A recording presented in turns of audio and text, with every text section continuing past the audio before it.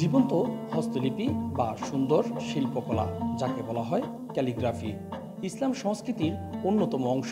আরবি ক্যালিগ্রাফি প্রাচীনকালে মুসলিমরা বিভিন্ন স্থাপনা বা তৈজসপত্রে এই ক্যালিগ্রাফি শোভা পেত।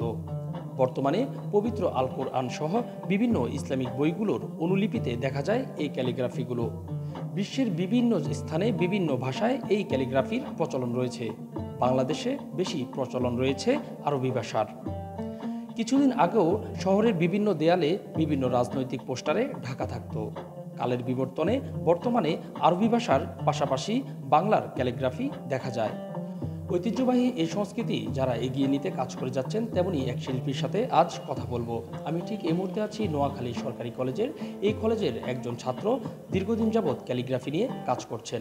আমার সাথে এখন কথা বলবেন এই কলেজের ছাত্র তৌহিদ ওসমান অনু। স্বাগত আপনাকে। আপনাকেও স্বাগত। আপনি এই যে ক্যালিগ্রাফি নিয়ে কাজ করছেন, এই ক্যালিগ্রাফি আর গ্রাফিটির মধ্যে তফাৎটা কি? অনেকে কিন্তু এই দুটো জিনিস একসাথ করে ফেলে, এটি আপনি কিভাবে ব্যাখ্যা করবেন? আর ক্যালিগ্রাফি হচ্ছে যে কোনো ভাষায় করা যায়, যে কোনো ভাষায়, বাংলাতে বলে চারুলিপি। যে কোনো একটা শব্দ, একটা কোরআনের বাক্য, আয়াত বা বাংলা যে কোনো ইয়া নিয়েও করা যায়। যে কোনো একটা বর্ণ নিয়েও শৈল্পিক রূপ দেওয়া আর কি, যে কোনো শেপে যে কোনো সুন্দর একটা আঙ্গিকে ফুটিয়ে তোলা। আর গ্রাফিতি হচ্ছে সহজ ভাষায় বলতে গেলে এটা হচ্ছে শৈল্পিক প্রতিবাদ।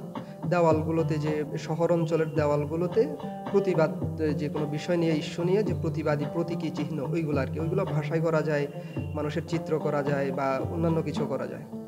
বা এই যে ক্যালিগ্রাফির জিনিসগুলো আপনার মাথায় কিভাবে আসে, মানে কোথায় দেখতে পান এটি? করোনাকালীন সময় যখন বাসায় বসেছিলাম, তো ফেসবুক স্ক্রল করতে করতে হঠাৎ শৈল্পিক কওমি নামের একটা গ্রুপের সন্ধান পাই।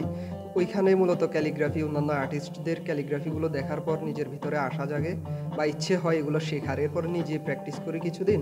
এরপর অনেকের সাথে যোগাযোগ করার চেষ্টা করি, অনেকে রেসপন্স করে না। এরপরে ঢাকা ভার্সিটির ক্যালিগ্রাফি আর্টিস্ট উসামা হক ভাই, উনি রেসপন্স করে, ওনার কাছে আমি অনলাইনে কোর্স করি। ওইখান থেকে মূলত যাত্রা শুরু আমার।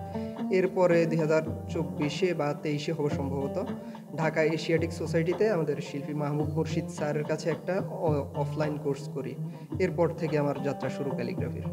এই যে শিকার পরে আপনি এখন পর্যন্ত কিভাবে এটি মানে পরিচালনা করছেন? কি নির্দিষ্ট কোনো স্থানে নাকি ডিজিটাল প্ল্যাটফর্মে?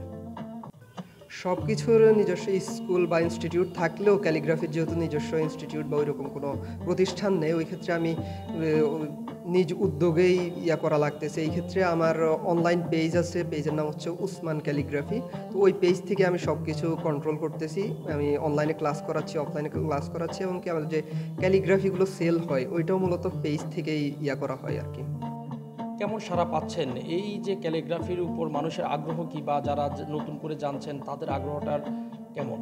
দেখেন, এই ক্ষেত্রে আমি যেহেতু অনলাইনে ক্যালিগ্রাফিগুলো সেল করছি, ওই ক্ষেত্রে এর বাইরেও অনলাইনে তো অনেকেই নিচ্ছে আমার থেকে ক্যালিগ্রাফি। এর বাইরেও বিভিন্ন শিক্ষা প্রতিষ্ঠান, বিভিন্ন অফিস আদালত বা যে নতুন নতুন অনেকে বাড়িঘর করতেছে, বিল্ডিং করতেছে থাকার জন্য, বসত বাড়িগুলোতেও দেখা যাচ্ছে যে ইদানিংকালে বা এখন অন্যান্য ওয়ালমেট বা পেইন্টিং না কিনে অনেকেই আমাদের থেকে ক্যালিগ্রাফি নিচ্ছেন বাসায় ঝুলানোর জন্য, বাসায় সৌন্দর্য বর্ধনের জন্য। তো এই ক্ষেত্রে আলহামদুলিল্লাহ ভালোই মোটামুটি সাড়া পাচ্ছি, বা নিজের খরচ চলে ফ্যামিলিকে দেখে, বা একটু সেভিং করারও একটা উপায় থাকে আমাদের, আলহামদুলিল্লাহ। এই যে দীর্ঘদিন যাবৎ ক্যালিগ্রাফিতে আপনি কাজ করছেন বা আপনার অনেকগুলো স্টুডেন্ট আছে, তো আপনার নিজের হাতের ক্যালিগ্রাফির সংখ্যা কতগুলো?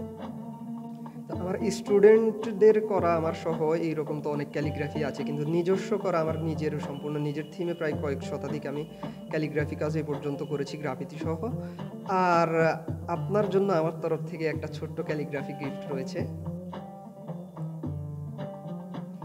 আপনারা হঠাৎ করে আচ্ছা। চলে আসছেন, যদি আমি আগে জানতাম তাহলে আপনাদের দীপ্ত টিভির নামের উপরে আমি একটা ক্যালিগ্রাফি করে দিতাম, গিফট করতাম। তো এটা আমার আগের করা ছিল, আমার হাতের করা। এটা আপনাদের জন্য ছোট্ট একটা উপহার আমার পক্ষ থেকে। আর দীপ্ত টিভি তরফ থেকেও আপনাকে অসংখ্য ধন্যবাদ। আসলে দর্শক দেখতে পাচ্ছেন, আসলে জীবন্ত হস্তলিপি বলা যায়, অনেক সুন্দর।